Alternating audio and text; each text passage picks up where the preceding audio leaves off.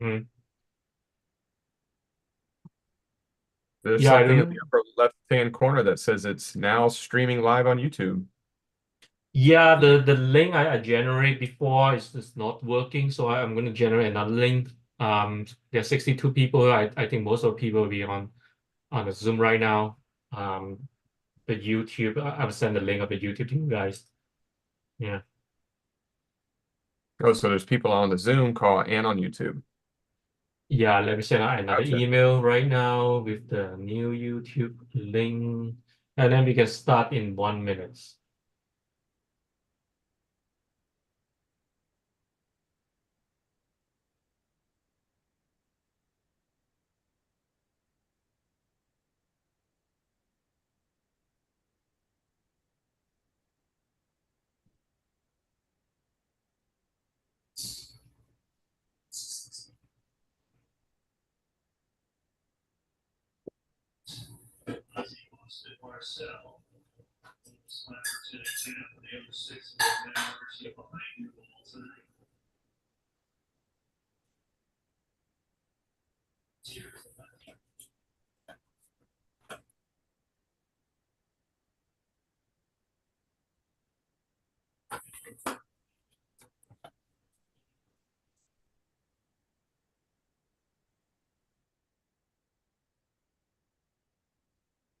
Okay, it's 8:03. We are live on YouTube. The YouTube is working. I set up a new link. Mark, are you ready to talk? I'm always ready to talk. Yeah, I know you like to talk. Yeah, but before you talk, let me talk first. Okay, okay. Let me share my screen right now. Sharing. Okay, good morning, good afternoon, good evening to everyone who are from different part of the world, and welcome Mark Denney to the seminar today. And I will let Mark introduce himself and his talk. And here I want to make a small announcement about the workshop that Mark and I is going to lead together next year. So Lofoten Winter Photo Tour in January and February. So if you want to meet Marks and me in person, so welcome to join our tour in Lofoten next year. So what's so special about Lofoten? Yeah, there are tons of amazing photo opportunity here, like fishing village, seascape, field landscape, and the most important, the aurora. So next year is the aurora, the solar maximum. So it's a good chance to see all those amazing aurora. So this was photographed this year, just 2 months ago in March. So and this was taken a few years ago. So again, just a small announcement here. If you want to see Marks and me in person and learn about photography, witness the amazing aurora, come to join us in the next year Winter Aurora Tour. Okay, is that a good advertisement, good commercial, Marks? I thought it was a fantastic commercial. No, I've Okay. just to kind of to piggyback on what Kawhi was saying, I've been blessed to have traveled all over the world the last couple of years, but Lofoten or Lofoten, depending on who you ask, seems to be the one place that is like the landscape photographer's playground. I mean, it's just what's the analogy? Like shooting fish in a barrel, everywhere you turn is just an amazing composition. It's a beautiful place. But all right, I digress. So let So me first let me share my screen here so just so you see, can. so Mark is a better businessman. I don't know about that. Let's Okay. see. So I pass the stage to you, Mark. Oh, by the way, if you want to ask question, you can leave your question in the chat room, or you can ask after Mark's talking. Or for those of you who are in the YouTube live, so just send your question in the chat room and I'll pick it up and then bring it over to the Q&A after the talk. Okay. So Mark, it's all yours. Excellent. Kawhi, can you see my screen okay? There's not that menu bar across the middle, is there? All good. Oh, good. Okay, perfect. Mm-hmm. Yeah, so Kawhi just mentioned this, but I do want to reiterate this because I personally find it to be the best part of these talks is the communication back and forth. So if you do have any questions, please, please, please put those in the comment section and we'll address those all at the very end. The talk will probably only take maybe 30 minutes, so there'll definitely be some time carved out at the end. And it's the part that I love the best, the back and forth banter, if you will. So I do want to say thank you, Kah-Wai, for putting this together. Definitely appreciate it. But most importantly, thank you all for joining. I know it's Friday evening, and there's probably better things to be doing, and I really appreciate you carving out a little bit of time to spend it with me here today, talking about all things camera settings, which I know camera settings is not the, I guess, the most exciting topic in the world. But and you're probably asking yourself, why in the world is Mark giving a talk on a topic that he just admitted isn't very exciting, which is a very, very fair question. But my hopes is that over the next 30 minutes or so, that you will have a newfound appreciation for one very specific aspect of camera settings, which based off of the title of this talk, I'm certain that you already know exactly what that is. So real quick, just a quick backstory on who I am. My name is Mark Denney. I am a professional landscape photographer based out of the beautiful state of North Carolina. And I share this photo because it's about 15 years ago, and it kind of reminds me of how fit and adventurous I used to be. But I have not always been a photographer. I was actually in the corporate world for about 17 years in the financial marketing space. And about, I guess, 6 years ago, my big corporation had a massive layoff, and my number was called. So I was kind of left in this kind of limbo stage of, do I, polish up my resume and get another job in the corporate world? That's really all that I knew. I went to the University of Georgia right when I graduated, jumped right into the corporate world. So I had this idea of, well, maybe if there's ever a time to try and turn my, hobby, my passion into a career, this was the time to do it. I always heard growing up, follow your passion, follow your dreams. If you do what you love, you'll never work a day in your life. Well, I never met anybody like that. It felt like a pipe dream. So I was like, well, let's see if it can be something that I can do. And long story short, 7 years later, I'm still doing it to this day, and it's been an absolute joy. And I firmly believe it is the greatest job in the world. So enough of that. But back to the topic at hand, which is the power of shutter speed to better tell your story. So there's a lot of very important kind of little taglines in this talk. And one of the very first ones that I want you to kind of have in the back of your mind throughout this entire presentation is the fact that photography is really nothing more than visual storytelling. That's it. Photography is just visual storytelling. And I know it's something that we all know, but I often, it's not something that I think about every single day. But when I hear somebody say that, it kind of just reinforces it in my mind. Yeah, you're right. It is nothing more than just visual storytelling. That's something that's very, very important to keep front and center. So when it comes to the exposure triangle, I'm not going to really touch upon ISO. I am going to touch upon aperture real quick because I want to drive home a very, very important fact here. So if you think of aperture and the human eye, it works almost the exact same way. And I think that we would all agree that the human eye and the human brain, these are two or three of some of the most powerful things ever created. I mean, the human brain is super powerful. The human eyes are insanely powerful. Now they operate exactly like aperture does. So I have a quick exercise for us all to go through. Wherever you are, at home or wherever it is, if you take your hand and you put it right in front of your face, if everybody could do that, and if you stare at your hand and you notice maybe the veins in your hand, or you notice the creases in your hand, and you really lock on your hand. But if you use your peripheral vision and you notice the areas around your hand, to the left of your hand, to the right of your hand, you'll notice that those areas are out of focus, but your hand is tack sharp. So everything around your hand is bokeh. Now, if you look through your fingers or you look to the left or to the right, you'll notice perhaps the wall is tack sharp and your hand is now out of focus. Or if you stare at your hand and you drop your hand, your eyes will immediately lock on to whatever is behind your hand. It's exactly the same way that aperture works on our camera. So I think personally, I think that's very, very cool. The way that human eye works and the way aperture works are very, very similar, almost identical.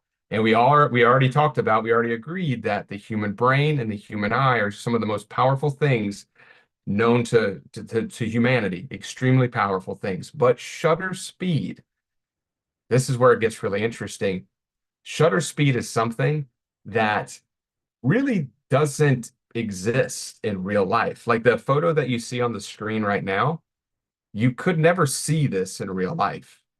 You can never see like a massive wave crashing against a cliff that's photographed at say 1/3000th of a second, and that water is just exploding across the cliff face and it's frozen. You can't see that. Shutter speed is almost like a time machine, if you will. And I think that's one of the things that is so amazing about shutter speed is that the human brain or the human eye and the human brain cannot replicate the effect of shutter speed. It can with aperture, but not shutter speed. And just that fact alone, I think is one of the coolest things about this entire talk is that maybe there's something else out there that I don't know of, but from my knowledge, there is nothing in the world that can create this illusion of shutter speed other than a camera, not even our brains. So what's really cool about that is like, how do you harness this? If you think about shutter speed like a time machine, you can slow down time with shutter speed. You can freeze time with shutter speed.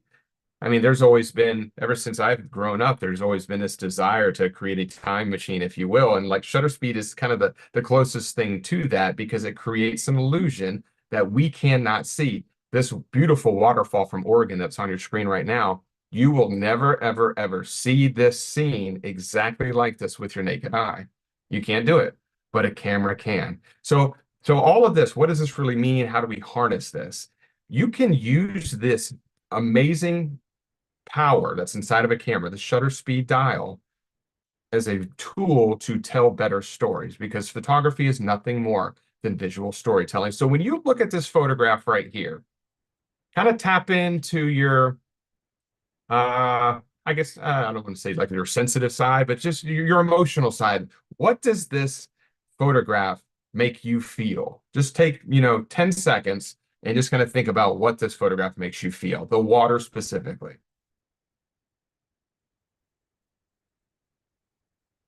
And if I change to another photograph with a long exposure, another waterfall, very long exposure, once again, take a few seconds and just think about what kind of emotions, what kind of feelings does this type of a scene invoke in you?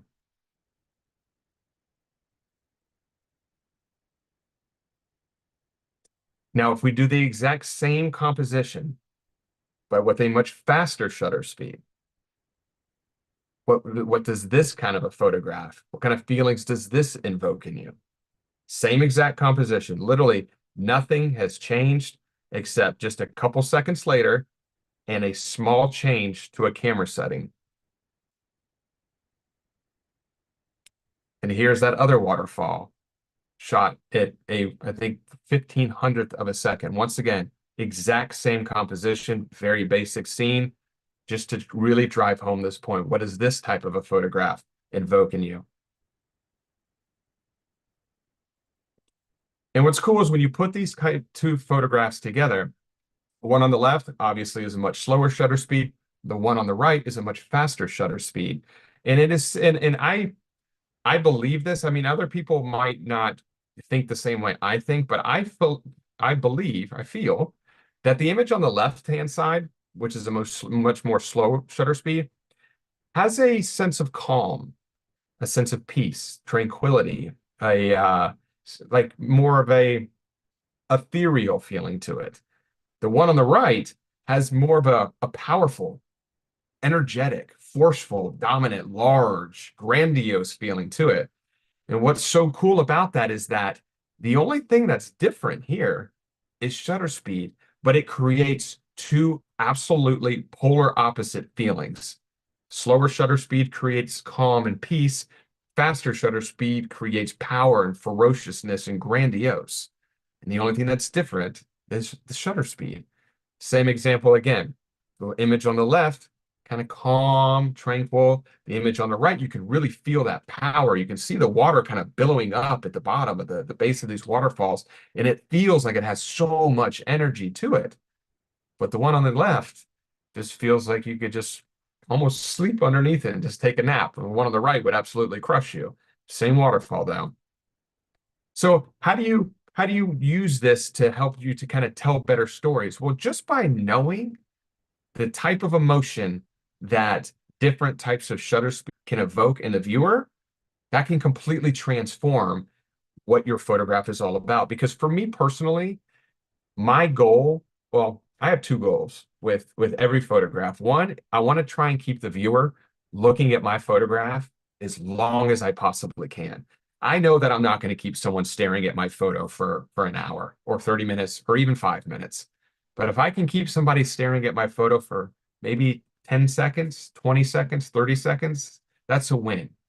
The other thing I'm always trying to do is I'm trying to elicit some type of an emotional response when someone comments on a photo that I post on Instagram or Facebook or anywhere and says, "Oh my gosh, this photograph has such a peaceful feeling to me," or it has such a powerful nature. That to me is everything. I would rather somebody tell me how one of my photos makes them feel as opposed to someone just saying, "Oh, beautiful photo." So I think if a photograph can elicit some type of an emotional response in the viewer, what's the saying? Cat's pajamas? Have I got that right?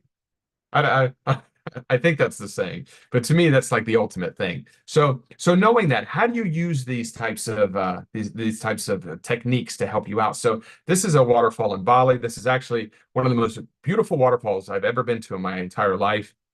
I've been told it's a very busy waterfall, but the morning that I was there, I had it completely to myself. And it was a very, very peaceful scene. It was very quiet. There was birds chirping. It was a very powerful waterfall also. But by using a much slower shutter speed, it just kind of creates, really adds to that kind of peaceful, tranquil, kind of quiet feeling that this scene had. Here's another example, one of my favorite waterfalls in the Blue Ridge Mountains in North Carolina, using a very slow shutter speed. I typically don't use shutter speeds in excess of really a half a second. I'm always trying to strike this balance where I can show movement, but at the same time, I can show as much detail in the water as I possibly can. This actually is almost a 2-second exposure, which for me is very, very long. And some people like that kind of, I call it that kind of milky look where there's not a lot of detail. I personally try and keep a lot of detail in my waterfall or any kind of moving water. But this type of a scene, once again, I was completely alone. It was a very, very calm autumn morning, a little bit of fog coming in the upper right-hand corner, and just using a much slower shutter speed than I ever normally do. It just added to this entire just peaceful feeling. And I think you would agree that I wish I had this photograph taken with like 500th or 1,000th of a second just for comparison purposes. But I think you would agree that this image right here definitely does have that kind of peaceful feeling to it. This is actually from our Kah-Wai and I's Lofton workshop this year, but an extremely long, yeah, extremely long shutter speed to completely smooth out the surface of the water here. It barely even looks like there's water there. It almost just looks like a frozen lake, if you will, but it's just water. And I think it once again adds to that quiet, ethereal, peaceful feeling that this photograph has. And it's one of my favorite things to do because remember what I was saying earlier is that my goal is always the same thing, and it's trying to create some type of emotional response in the viewer. And I don't think you can really do that with aperture. I've never looked at a photograph and I was like, "Ooh, that's some sweet bokeh in the background," or wow, F11 in this photograph looks absolutely tremendous. And the same thing with ISO. I've never seen a photograph. I was like, that grain is so attractive. The noise in this image is second to none. But shutter speed can completely change the emotional response in the photograph. It can completely change how the entire photograph looks. And I'm not trying to take anything away from aperture or ISO, but to me, those two things are almost kind of a very technical side of camera settings. And I find that shutter speed is extremely creative and it can completely transform your overall photography. This is one of my favorite images from a long, long time ago of the Golden Gate Bridge. But just using a slow shutter speed, being able to get this kind of wisping motion in the water and the lights reflecting off the bridge. I just absolutely love this photograph. But once again, I think this is a good example of using that much slower shutter speed to create that very calm feeling. This is just another image of that same waterfall, just slightly different vertical orientation, but with a slower shutter speed once again.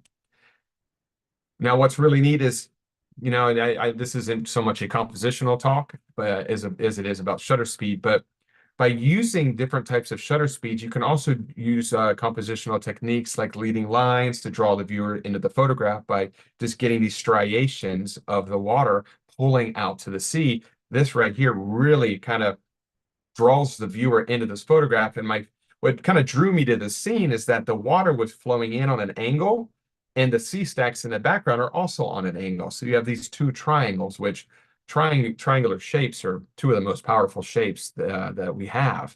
So whenever you can use those in your composition, I think it's absolutely fantastic. But I think it's another fantastic way that you can use shutter speed as a compositional technique as well, not only to evoke a certain type of a feeling or a mood. Now, this is just another image from Hawaii, which is striations in the water. And this is the last image that I have in regards to slower shutter speed. But this right here is the longest shutter speed I've ever used on a photograph. I think it was maybe a minute. And this is actually off the coast of Santa Barbara in California. And there was definitely a lot of wave action. But by using this extremely long shutter speed, it just completely smoothed everything out. And I don't know if you would agree, but in my opinion, this photograph is the epitome of just quiet and calm and peaceful and just very ethereal photograph. Now, on the complete opposite side of everything that we're talking about here is a fast shutter speed. And I get super excited about this too. And one of the things that I think is so cool about this, and I touched upon this just a few moments ago at the beginning of the talk, is that you got quiet, peace, ethereal, powerful, ferocious, grandiose, these two just completely different feelings that are generated in the same exact scene, but the only thing that's different is just a change of a dial on your camera setting. And it's something that the human eye and the human brain cannot replicate, only your camera can. This is from a beach in Indonesia. This is these massive waves just crashing. And I wanted to try and capture every single bit of detail in this scene in order to show this powerful wave that was coming towards this man who is seemingly unaffected or scared by it. But it really adds to this ferocious nature. If you could imagine, if I took this with like a 1 second exposure, it would almost look like a little river just kind of moving towards him.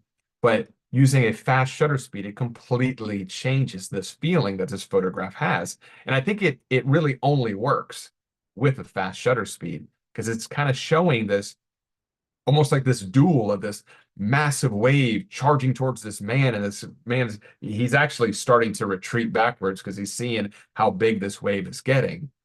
But that fast shutter speed tells that story. And that's really what I'm hoping to drive home here over the next few minutes is how shutter speed, in my opinion, is so much more than just a tool to create a proper exposure, as opposed to a tool to tell better visual stories, which is what photography is. This is Bass Harbor Lighthouse in Acadia National Park, which if you ever have the opportunity to go to Acadia National Park, you definitely want to check this lighthouse out. It's absolutely beautiful. But once again, I've been to this location a few times, but this is the only time I was ever here at high tide. Every time I was there, the sunset always coincided with low tide, but this time was different. I was really excited because we was getting a lot of dynamic wave action. And this is the only image I have of this location that has this powerful feeling. All the other photographs have this kind of subdued feeling because there was really no wave action at all. So I used a much slower shutter speed just to smooth everything out. But because there was this big waves crashing against these rocks and this beautiful aqua color showing through, using a fast shutter speed, just getting the waves just exploding over these rocks really kind of adds to that powerful feeling that this image has. This is another example from Yosemite National Park, just using a very long focal length and zooming into the base of this waterfall. I wish I would have photographed this with a faster shutter speed because it didn't quite I didn't quite freeze all of the action in this water falling. But I think you get the idea that it just kind of shows off just how large this waterfall is. And if you look at the tree, there's a tree towards the bottom of the scene. That tree is probably over 100, well, maybe not 100 feet tall, but maybe 50 or 75 feet tall. It's a huge tree, and I wanted it in the scene to really add some scale to this overall waterfall. And I think with a faster shutter speed, it really kind of shows off how powerful and how energetic and forceful this waterfall is. This is one of those waterfalls that if you were to walk underneath it, you probably would not last very long. It would just pancake you. This is one of my first landscape photographs that I was really proud of. You know, there's things wrong with it. I think I blew out the sky in the upper right-hand corner, but this is I think about maybe 9 or 10 years old. This is off the coast of Kah-Wai. But all the wave action crashing up against these rocks is what really drew me to the scene. I just loved all of the vibrant energy that was created by all of these waves. Yeah, I wish I could zoom in here, but I can't on the Zoom call, which is ironic because it's called Zoom. But being able to see all of the detail of the waves crashing up on the rocks here on the lava really kind of creates that powerful scene of how energetic this location actually is. And I'm sure everybody recognizes this. This is Skogafoss in Iceland, captured with a very fast shutter speed. Not the most exciting photograph in the world, but I wanted to capture this just to really show off the sheer power of this scene. More than likely, you probably have seen this photograph captured with a much slower shutter speed. This obviously is a much faster shutter speeds where you can see every single bit of detail of this water crashing down, and it just adds to that overall powerful feeling that this scene has. This is the same waterfall, same moment, just zoomed all the way in with a telephoto lens using an extremely fast shutter speed to freeze all of this. But this just shows off that power and that energy. And that could only be done using that fast shutter speed. And what's so cool about this is if you're lucky enough to ever get to Iceland and see these beautiful waterfalls that Iceland has, you can't see this kind of stuff. Human eye can't see this. The human brain can't create this illusion, but your camera can. And the only way it does that is with shutter speed. This is just a small scene off the coast of Oregon, just massive waves. I talked about at the beginning of this presentation, talking about huge waves crashing up against cliffs. This is the scene that I was referring to, and this really isn't even that big of a wave. Honestly, you could easily stand right there, and it probably would just maybe get your shoes wet.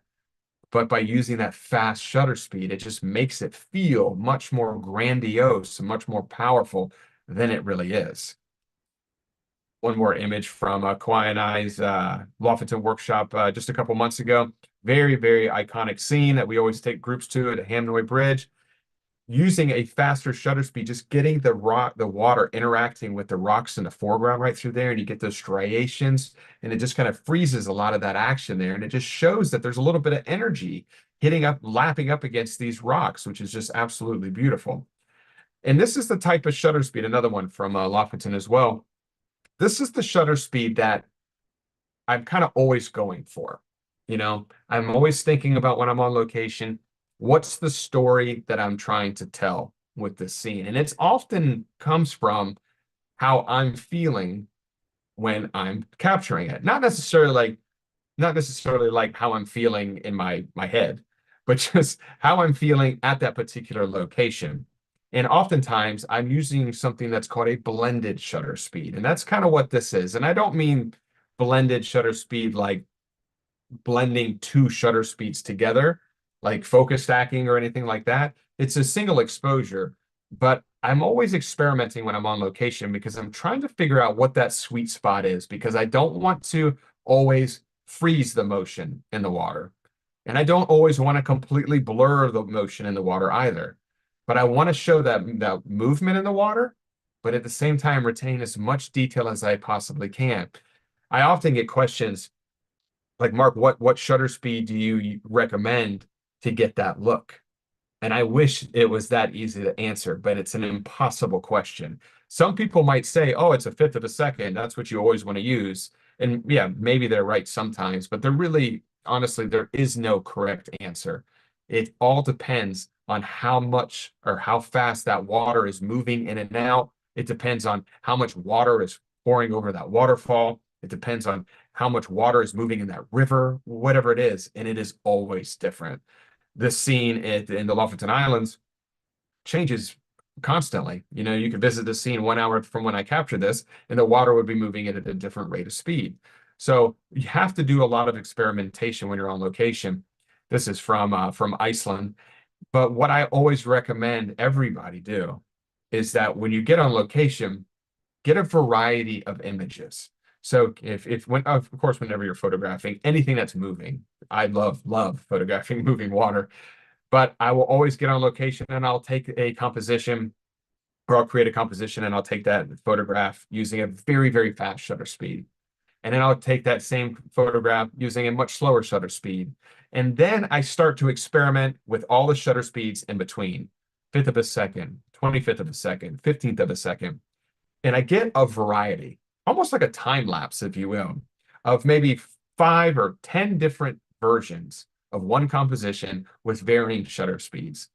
And then when you get home, then you can figure out which one you like the best. And maybe at first you love the fast shutter speed where the water is frozen and you can see all the power and the energy. Or maybe it's the much longer shutter speed and you can feel that kind of peaceful, quiet feeling. Or maybe it's the blended shutter speed that's what I call it, which is what I call this image right here. I think this is probably one of my best examples of a blended shutter speed because you can definitely see that this water is moving throughout this beautiful scene, but at the same time, there is tons of detail in the water. And that's really what I'm trying to go after. But by taking such a large variety when you're on location, gives you the ability to go back when you get home and pick which one you like the best, or maybe to pick, multiple ones that you like, but at least you have it when you get home, as opposed to what I used to do is I would get on location, I'd get my composition all set, and then I would find the shutter speed that I thought felt the best. And then I would take about 150 versions of it using the same exact shutter speed. And what would happen is I would get home and I would have this just huge variation of the same exact shutter speed. And it really wasn't a big variety at all. So I would highly encourage everybody on this call that if you're photographing moving water, get a variety of different shutter speeds because what you like when you're on location is often something a little bit different that you prefer once you get home from your trip. This is from the coast of Oregon. This is one of my very few wildlife photo. What is this, wildlife photography? Sea star? What do you think, Kah-Wai? Does that constitute it? He's giving me thumbs down. So I guess not, but I don't really photograph anything that's alive most of the time. But I like the story that this shutter speed provided. You can definitely see that the water is moving. You can still see detail. But to me, it tells this story of this starfish. In my mind, I built the story. I could have been completely wrong, but I felt that the starfish was like hanging on for dear life, trying to not get swept out to sea. But by using this type of a shutter speed, I think it just kind of added to that overall story, and I really do enjoy it. This is another one of my favorite waterfalls in the Blue Ridge Mountains, but just using that kind of blended shutter speed technique where you're showing motion in the water, but at the same time retaining as much detail in it as well. I absolutely love these little striations of water pouring down the top.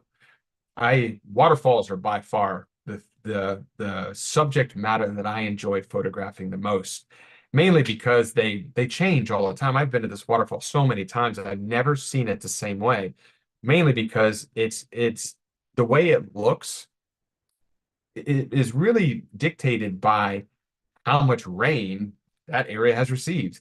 You know, if there's a flood the day before you see a waterfall, that it's going to be a raging waterfall. And I personally don't enjoy photographing waterfalls that have just massive amounts of water pouring over it because it's often hard to get the kind of look that I like. But when you find a waterfall that's got just not a trickle, but this type of water level, I absolutely love this because you can get those little striations just pouring down. And I think they're just so attractive. And I think it really tells an absolutely just beautiful story from the woods of West Virginia, a very magical autumn time ago. But this is just another good example of the blended shutter speed technique. You know, it's not fast, it's not slow. It's you can definitely see that the water is moving, still see plenty of detail in the scene, and it does kind of add to that story a little bit of just a kind of a quiet morning and just in an absolutely beautiful location.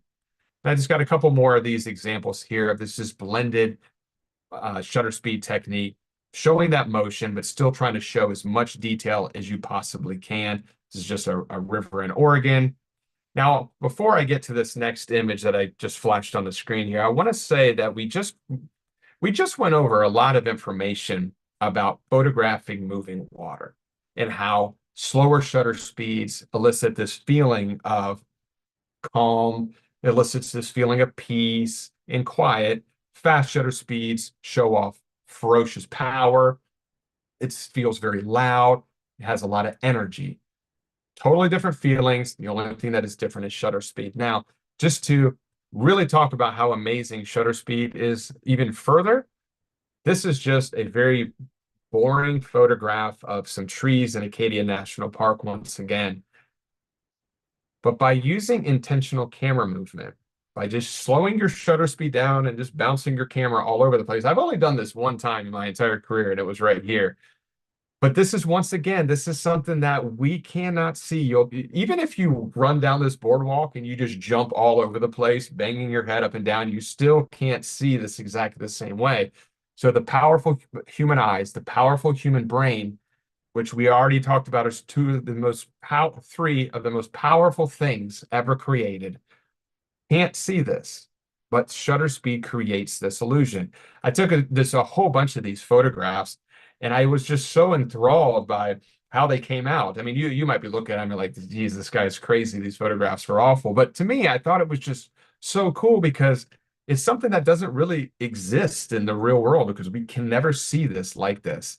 And I just thought that just by using that slower shutter speed and just making sometimes these big movements or subtle movements in the scene just really adds to this kind of I find these types of photographs to be kind of quiet, a little not so much ethereal, but like this image here, I think it looks very, very quiet to me. But they do have kind of a peaceful or quiet feeling to it. So that is my short talk on the power of shutter speed to better tell your story.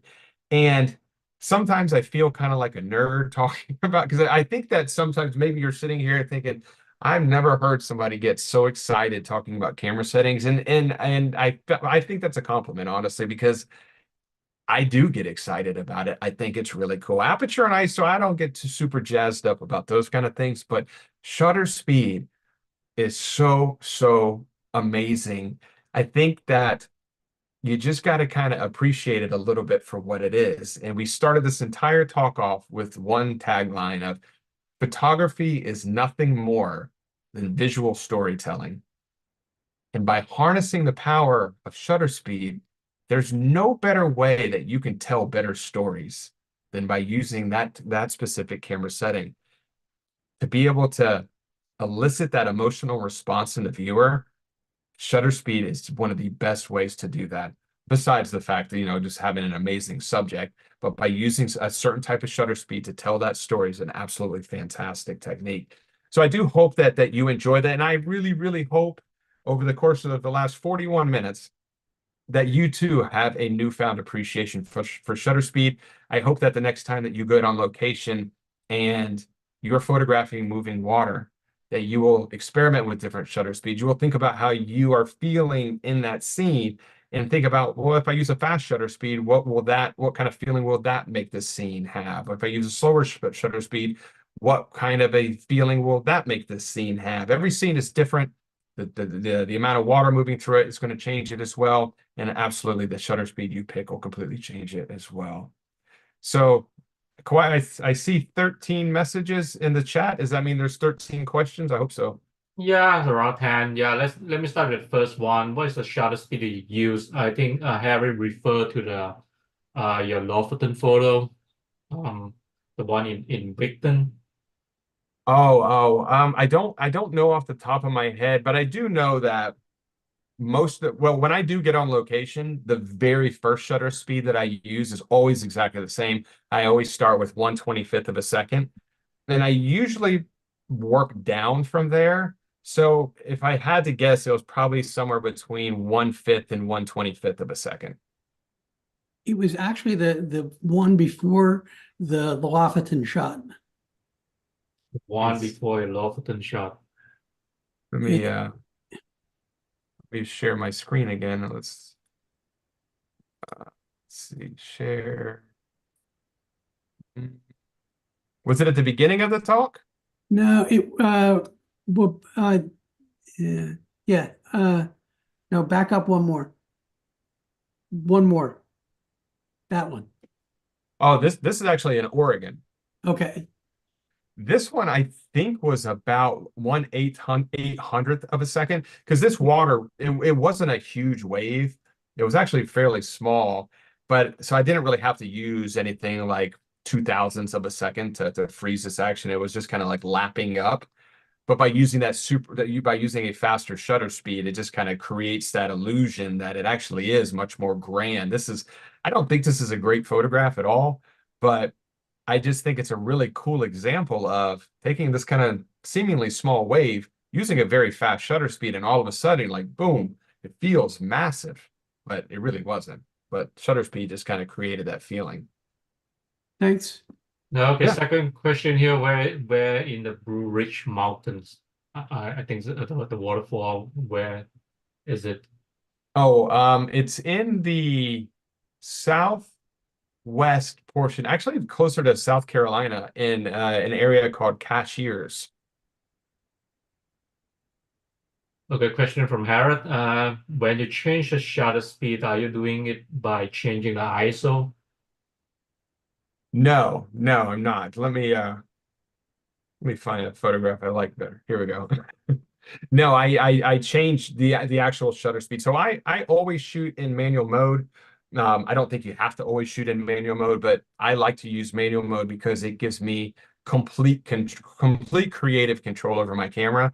So I always dial in like F11 or F8 or something like that, and I have my ISO somewhere between 100 and 640. And then I'm playing with my shutter speed to figure out exactly what shutter speed is best. And after a little bit of experimentation and taking some test images, if I realize that, okay, 1/15th of a second is a shutter speed that is best for the particular scene I'm photographing, then I adjust my aperture and my ISO in order to create that perfect exposure using that shutter speed. But for me, the shutter speed is the number one most important thing in a scene that has anything moving in it. I hope that Okay, answered the question. the next two questions is about this intentional camera movement. Can you give the technical detail of this photo? And the next question, what's shutter speed on the last ICM image? I don't know. I don't remember what it was. Those were actually quite a few years ago, but I do know that I was actually surprised by how much experimentation was required to get a good ICM photograph. I wish I would have recorded myself doing it. I was actually with a workshop and I had my entire workshop. We're all lined up there and we're all jumping around and waving our cameras around and we looked like a bunch of fools, but it took a lot of experimentation to figure out. But the tip I can give you, and this was kind of a game changer, was if you use somewhere around 1/5 to about 1/15th of a second and you point your camera at the tree line and then put your camera on a 2-second timer and then count 1, 2, and then drop your camera down, that's the best technique. Because what we were doing is we were actually pointing our camera at the trees and then moving up. And what would happen is you would almost always get some of the sky. So you'd have these like huge pockets of highlights that were just super distracting. So if you start at the tree line and then just drop your camera down a little bit, that seemed to be the technique that worked the best. Okay, next question from Sue. When you use a blend shutter speed, would 1/32 be about a good place to start? Yes, yeah, that would be a good place. I always start at 1/25th of a second. There's no real science behind that. I just find that most of the time when when I'm trying to capture that blended shutter speed look, it seems that the shutter speed I end up going with as my favorite is usually somewhere around 1/25th of a second. I would say somewhere between maybe a fifth of a second and a 25th of a second, somewhere in that sweet spot. Okay, Carlos asked, do you use ND filters for long exposure? I do not. I don't use ND filters. Not that I have nothing against ND filters, but I normally don't like that look of, like 5-second exposures of moving water because that loses all the detail. And I usually use shorter shutter speeds, and I can always kind of slow down my shutter speed enough by closing down my aperture to get the shutter speed that I want to create the look. So short answer is no. Okay, Bruce asks, could you use a shutter priority and let the camera do the rest, or better to use the manual mode? You could definitely use shutter priority. My wife would say it's because I'm a control freak that I like to use manual mode, but the only downside of shutter priority is that your camera is going to select whatever aperture is best for the shutter speed that you dialed in. And if you are using shutter priority and say you dial in 1/25th of a second and it's in a dim lighting environment, it might open up your aperture to like f2.8. And you take the photo and you'll realize that your foreground is sharp, but everything in the background is completely out of focus. So it just definitely depends, but that's why I like to use manual mode because I want to have control over everything that's happening in the scene. Okay, next question is related to this question. Let me pick up the next question. I'm curious how you get around the plants and tree movement during a long exposure, particularly at night. Ah, that's a good question. So like this is a good example here. There was actually a lot of not wind, but the water was pouring down at such a high rate that it kind of creates that kind of like misting vortex, which also elicits wind. So a lot of the area in this photograph, a lot of these plants and everything were all kind of blowing around. So in those scenarios, I usually do multiple images. So there's the images for, or I should say the shutter speed I used for the foreground was a much faster shutter speed than what I used for the background, and I just blended the photographs together. So So it's like a good question though, that but there's no easy answer. But a lot of times, if you're photographing a waterfall, for instance, and the leaves are blowing around, you'll probably have to either find out what shutter speed will keep the leaves sharp and just be fine with that as the shutter speed you use for the water moving, or just take two different photographs using two different shutter speeds and blending them together, which is what I did here. Okay, question about Helens. If you're going to 2000 of a second to freeze the big wave, what sorts of aperture would you be using? If I push ISO too much, then I tend to get a lot of grain. Is that the only option to compensating for such a high shutter speed? Yeah, you can open up your aperture if you need to let more light get in because a lot of times if you're using a super fast shutter speed, you're not letting a lot of light into your sensor, so you have to open up your aperture to compensate for that. It really depends on how far away the closest object in your scene is. If everything, like if you're photographing a cliff that is, 500 yards away, you can really you can open up your aperture pretty far because there's nothing close to your lens. So it really, really just depends. But I find myself a lot of times opening up my aperture to f8 or maybe f7.1 or 6.4, but it just really depends on the actual scene itself. Okay, I didn't have any more question here, but if you want to say something, ask question, feel free to unmute your mic and go ahead. Yeah, complaints, criticisms, Oh, whatever there's you so want. many. I'm looking at all these comments. Yeah. Oh, you all are so kind. There's so much nice information or nice Mhm. comments in here. Yeah. Oh, thank you all so much. You made my entire weekend. This is oh my gosh, this is great. Oh, no complaint. No complaints. Yeah. Well, I do hope that that was helpful. I didn't want this to drag on too long. I know it's Friday evening, and I really do appreciate you all carving out some time to hang out with me and talk about a seemingly boring topic, but I hope it was entertaining, and I hope that it is something that'll help you out with your photography moving forward. If you have any questions about anything, you definitely you can reach me on Instagram. I have a online newsletter, online publication called The Morning Blaze that you can subscribe to on my website at markdenneyphotography.com. If you're interested, I send out information twice a month, all things related to outdoor and landscape photography. So if you're interested in that, you can find that information there as well. Okay, any more question? Any more you're boring? Oh no. Oh, you're never boring. Oh.